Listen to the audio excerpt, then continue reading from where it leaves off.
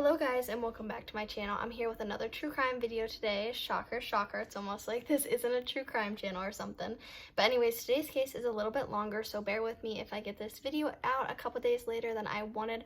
I'm trying my best, but there is a lot of information and documentaries with this case, so I'm just trying to get all the information, and I love documentaries, so I've been watching all the documentaries and stuff.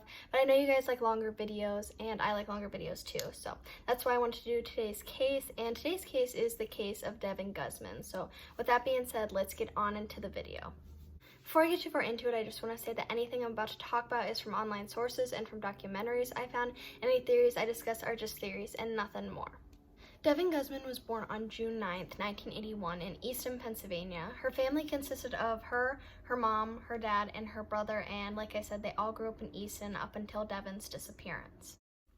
Growing up, Devon struggled with her sexuality a lot, and as she got older and kind of got to like her teenage years, she began to experiment. She really just wanted to figure out who she was and what she liked.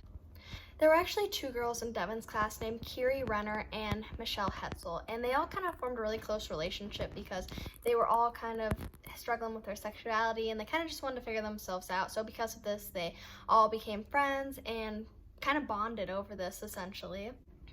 And as they got a little bit older and got into high school, some romance began to flare between the three of them. I don't think there was any like jealousy between any of them. I don't think it was any like serious relationships. I think it was more like just kind of hookups and kind of just seeing what they liked, seeing if they did like girls, seeing if they liked guys, stuff like that. But I don't think it was any serious relationships at this point.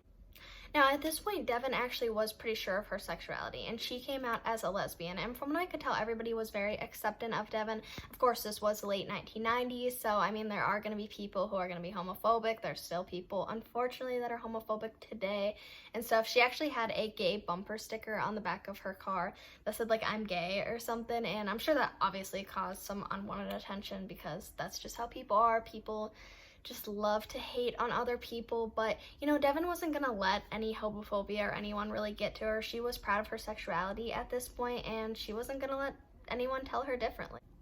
Now, after graduating high school, Devon and Kiri, the one girl that I talked about, her in high school, actually began a serious relationship, and they moved into an apartment, a cute little apartment that was actually above a bar.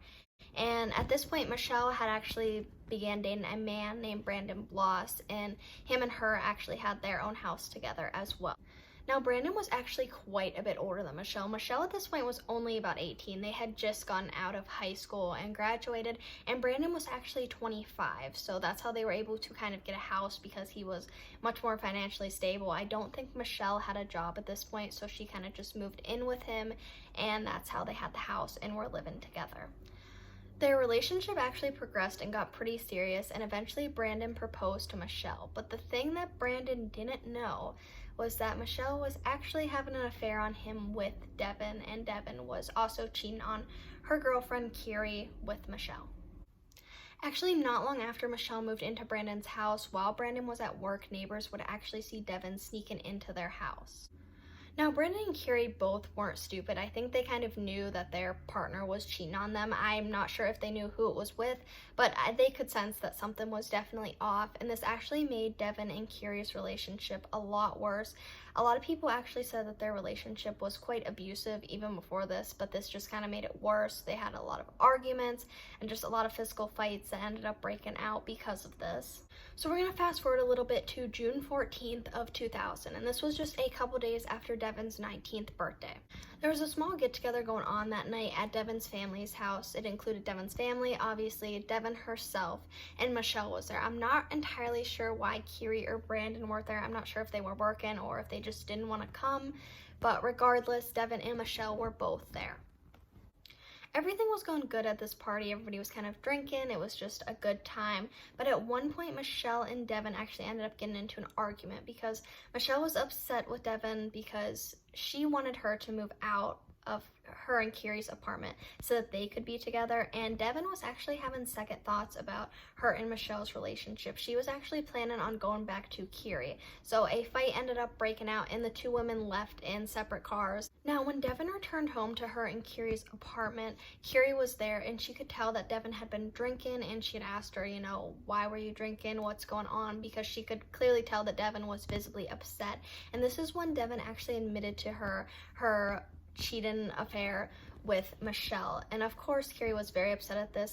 Like I said, I'm pretty sure she already knew that she was cheating on her, but she wasn't sure of who it was with, and finding out that it was, you know, somebody that they had both been friends with back in high school obviously upset her more, and another argument broke out between the two of them.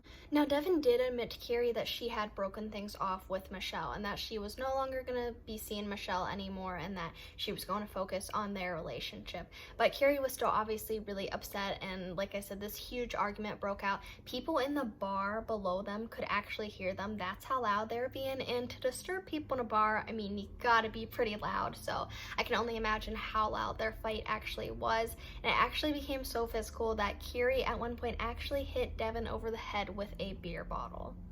Now their fight did eventually die down when the phone began ringing, and Devon actually picked it up, and it was Brandon Bloss, Michelle's husband. Now Brandon actually said that Michelle was sick and that Devon needed to come over to their house. Now I'm not sure 100% what he said, because some sources said that he said that Michelle was having a heart attack, others said that she was just sick, but regardless, he said that Devon needed to come over to their house to see Michelle. Now, even though Devon had kind of just broken things off with Michelle, and she was currently having a fight with Kiri over the whole situation, she still cared about Michelle. I mean, they had been friends for a really long time, so she decided she was actually going to go over there, which obviously kind of upset Kiri because they were kind of in the middle of talking about the whole situation and stuff. So Kiri actually decided to go with Devon to Michelle and Brandon's house. Once Devon and Kiri pulled up to Brandon and Michelle's house, Devon got out of the car and knocked on the door, and when Brandon opened it, he noticed that Kiri was in the car, and he said that she actually had to leave because Michelle didn't want her there. So Devon returned to the car and told Kiri that she was going to take her home. Now, when Devon dropped Kiri back off at their apartment, she said that she was going to be going back over to Michelle's house, and she said not to worry about her and that she was going to be back soon. And this was approximately somewhere between 11 and 11:30. But unfortunately, this would be the last time Kiri would ever see her girlfriend again. Also, just a side note, but in all of the documentaries I was watching, they would never refer to Devon and Kiri as girlfriends. It was always roommates or friends or something like that, and I'm just like sitting here like, they're girlfriends. So a short while after leaving, it was about a little over an hour after Devon had left, Kiri actually got a phone call from Michelle that said Devon had never came back. And I'm pretty sure when Devon was at the door with Brandon, she said that she was going to drop Kiri off and then come back. So that's why Michelle assumed that she would be back, but she never came back. Now, this didn't worry Kiri too much at first because, I mean, Devon was 19 years old. It's possible she just went off to kind of blow off some steam. I mean, there had been a lot of arguments that night, so it's possible she had just gone somewhere and maybe never wanted to return to Michelle's house and just went somewhere, like I said, to blow off some steam. Now, a couple hours later, it was the middle of the night at this point. It was about 2:30 in the morning. Michelle and Brandon actually came over to Kiri and Devon's apartment, which I could only imagine how awkward that probably was. But Brandon actually stayed in the car and Michelle came in, and they were talking about where they thought that Devon possibly could be. So at this point, Michelle actually decided to call the police and report Devon as missing. And they actually also began calling around to all of Devon's family and friends just to make sure she wasn't there as well. But with no luck, like I said, they called the police and were just waiting to see if they could come up with something because Kiri and Michelle had no luck in finding Devon. They waited up all night to see if Devon would ever return home or see if police would come up with anything, but unfortunately, Devon never came home. So the two girls actually decided to go out and search for Devon on their own the next morning. Michelle actually suggested that they go to a place called Canal Park because apparently her and Devon like to go there quite often. So they decided to head over there, and once they did, they found Devon's car in the parking lot. So both girls quickly jumped out of the car and looked into Devon's car, and unfortunately they saw a body that looked like it was Devon laying in the back seat, and she wasn't moving. So the girls had actually thought that maybe Devon had just passed out, but she also wasn't moving, so they decided to call the police, and once police arrived there, unfortunately, Devon had a jacket that was on top of her, which the girls hadn't seen what was under it because they hadn't moved the jacket. But once police had moved the jacket, there was a deep cut along Devon's throat, and when they checked for her pulse, there was no pulse, so she was presumed dead at this point. Now, once the medical examiner arrived, he did conclude that Devon's cause of death was most likely due to the cut on her throat. It was 4 inches long, and it was so deep that it actually went almost to her spine, so it was a very brutal attack, and that's why he believed that the cut was what caused her death, because there was no other physical injuries really on her body besides that. Now, laying next to Devon's body was actually a syringe with the cap off, and I believe there was still a liquid in it, so it wasn't like she had injected herself or anything. It was just laying next to her body, but the knife that was used to cut Devon's throat was in her hand, making it look like a suicide almost, but police could tell pretty quickly, and so could the medical examiner, that this was definitely not a suicide. So first and foremost, there was no blood in the car. For how deep Devon's cut was and how brutal it all was, there should have been blood in the car, but there was absolutely no blood in the car, meaning she was killed somewhere else and then put in the back seat of her car. Also, there had been dirt and grass stains on the back of Devon's pants, meaning that she had been dragged into the car. And when the medical examiner came back with the toxicology report, there were no drugs in Devon's system. So somebody had definitely put the syringe there, making it seem like Devon had injected herself with something and then took her own life. And it was a very sloppy attempt at a suicide because, like I said, police could tell right away that this was definitely a murder. So police started to look into and question everybody that was close to Devon, and the first person they started with was Kiri Renner, Devon's girlfriend. Now, Kiri was very open about everything that had happened the night before. She told them about the fight, she told them about the beer bottle and stuff, she had told them how they went over to Michelle and Brandon's, like literally everything I had just told you. And she also said the last time she saw Devon, she said she was going over to Michelle and Brandon's, and that was the last time she ever saw Devon again.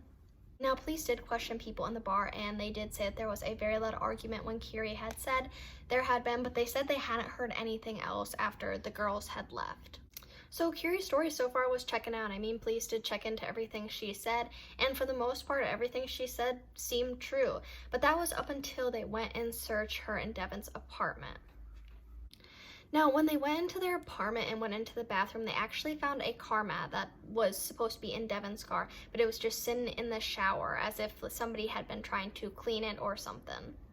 So police obviously took this. They wanted to see if there was any traces of blood on this, and when they removed the car mat and sprayed the shower with luminol, which if you don't know what luminol is, it basically, when you spray it, it'll show up blood that you can't really see with the naked eye.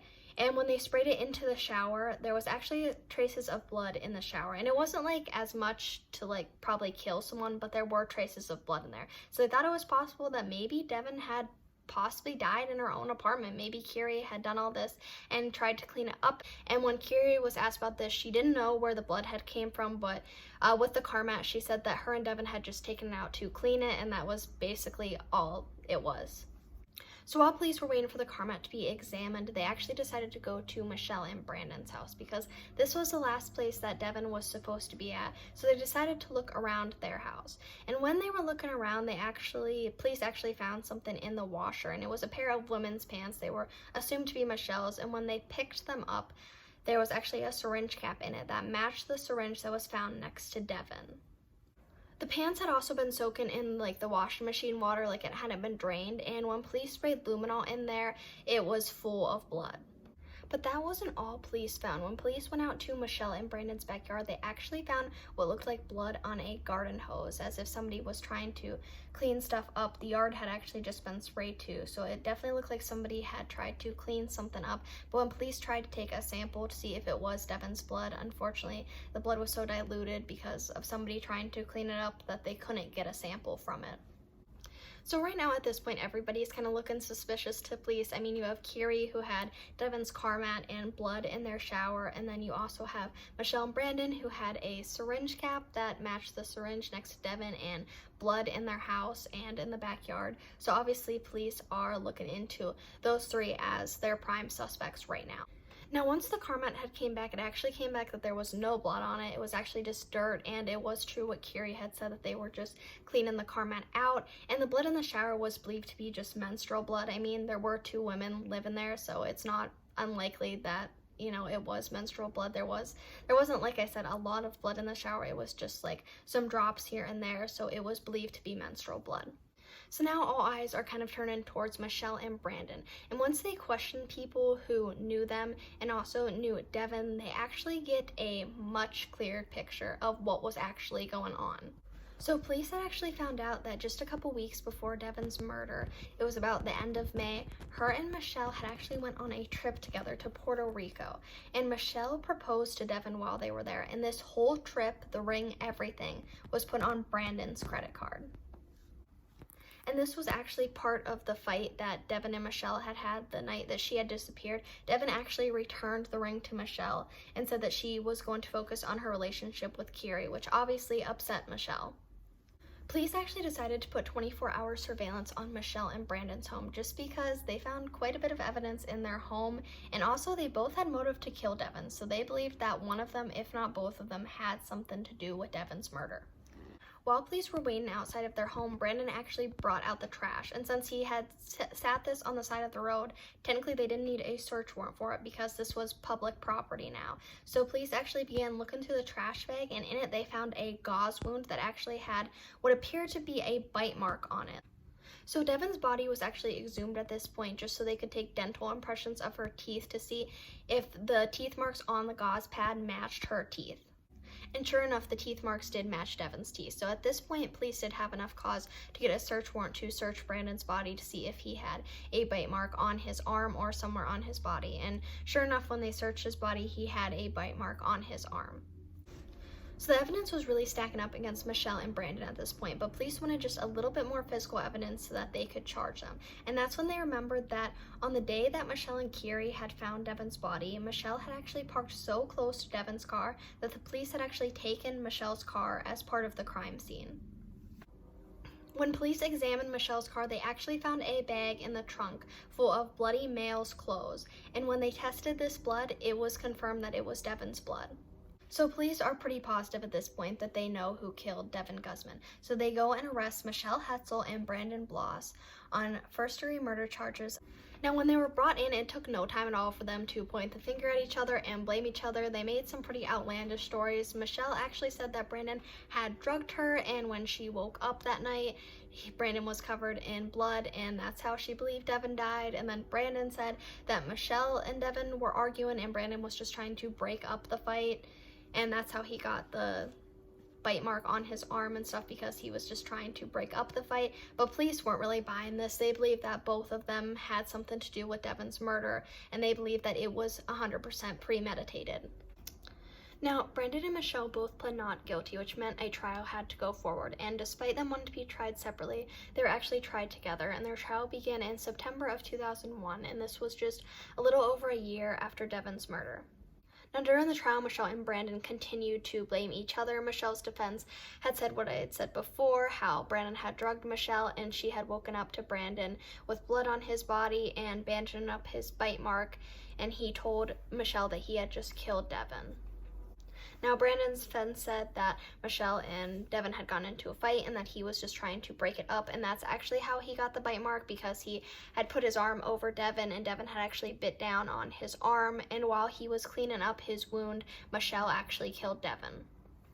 Regardless of their stories, the jury and the judge were not buying it. The prosecution had so much evidence. They had all the evidence I had said before, the syringe cap in Michelle's pants, they had the blood in the backyard, the blood in the washing machine, Brandon's bloody clothes that had Devon's blood on it in Michelle's backseat. It was pretty obvious that these two had done it, but the prosecution was unsure of who actually cut Devon's throat. Regardless of who cut Devon's throat, though, the prosecution was pushing for a first-degree murder conviction because they had a lot of evidence that proved that this was premeditated. Several witnesses came forward that Michelle had actually told them that she had killed Devon, and one witness actually said that months, and this was months before Devon's murder, this was before they even had went on that, Michelle and Devon had even went on that trip to Puerto Rico, that Michelle had approached this man offering him sex in exchange for him to kill Devon for her. They also said it was premeditated because of the amount of phone calls that occurred on the night of Devon's disappearance. Brandon had called Devon's residence several times that night, like I said, saying that Devon should come over, and when Kiri had came to the house with her, they said that Kiri needed to leave, which showed that clearly they were planning to kill her that night and that they didn't want Kiri to be there when it happened because obviously they didn't want a witness. And then to build their alibi even further, they called Kiri saying that they had no idea where Devon was and that Devon had never showed up to their house. Because of Michelle and Brandon saying they did not kill Devon and that the other one did it, and them both pleading not guilty, the prosecution had to theorize on what happened that night. They believe that on the night Devon disappeared, after her and Michelle got into that fight, Michelle went home and told Brandon that this was the night that they were going to kill Devon. They had clearly already been planning it for months, and Brandon obviously went along with it because this was the woman that his wife was having an affair on him with. Obviously, he was going to go with it. Not to mention, Devon had cost Brandon a lot of money. The trip that her and Michelle had went on cost almost $7,000 if you include the rings and the trip and everything, and he was the one having to pay for that. So he called Devon and Kiri's residence several times that night, and when Devon finally picked up, he had to make up a whole story about how Michelle was sick so he could lure Devon over to the house. But he obviously wasn't planning when Devon came over that Kiri would be there too. So when Kiri and Devon did show up, Brandon had to tell Devon that Kiri had to leave because Michelle didn't want her there and that Devon needed to return on her own, which was corroborated by a witness who actually had seen this altercation happen and had seen Devon come back to the car and tell the passenger in the car that she was going to be taking her home. Now, once Devon did return to the house, it is believed that Michelle and Brandon lured her outside and some type of fight broke out. And at some point, Brandon put his arm over Devon's mouth, which would have caused the bite mark, and then one of them sliced Devon's throat, which would have caused the blood splatter to get on the grass and on the hose. At this point, it's believed they dragged Devon's body through the yard and into the back seat of her own car, and that's why there was dirt and grass on the back of her pants, because they dragged her through the yard. It's actually then believed that Brandon actually drove Devon's car and then Michelle drove behind them in their own car, and that's when they dropped Devon's car off at that canal park. After getting there, they set it up like a suicide, as if Devon had killed herself. Michelle had taken out the needle and put it next to Devon's body, but she completely forgot about the cap and put it back in her pants, which police would later find. They also put the knife in Devon's hand to make it look like she had slit her own throat. Brandon then took off his clothes and put it in a bag in Michelle's trunk, and it's actually believed that he drove back naked because he didn't want to get blood in the front seat of their car. Once home, they cleaned up the backyard, they sprayed it down with the hose, Michelle put her pants in the washing machine, and then to build their alibi even more, they called Kiri and said that Devon had never returned to their home. On October 5th, 2001, just a little over a month after the initial trial started, the jury came back after 8 hours of deliberating and found Michelle Hetzel and Brandon Bloss guilty of first-degree murder, and the judge sentenced them both to life in prison without the possibility of parole. Now, they both tried to appeal it many times. Michelle actually said because she was 18 at the time, she wasn't technically an adult, and that she should be charged as a minor, but in Pennsylvania, it's 17 years or younger to be charged as a minor, so they basically were like, no, you were an adult, you knew what you were doing at the time of this, so she was denied, and so was Brandon. So, as far as I know, they will be spending the rest of their lives in prison. I'd like to know what you guys think of this case. Please let me know down in the comments below. I hope you guys liked that this was a much longer video. And with that being said, I'm going to go, guys. Please leave me case suggestions down below if you'd like to hear any cases, if you want me to do any. I'd love to read about them, look into them. So comment down below if you have any, and I will see you in my next video. Bye, guys.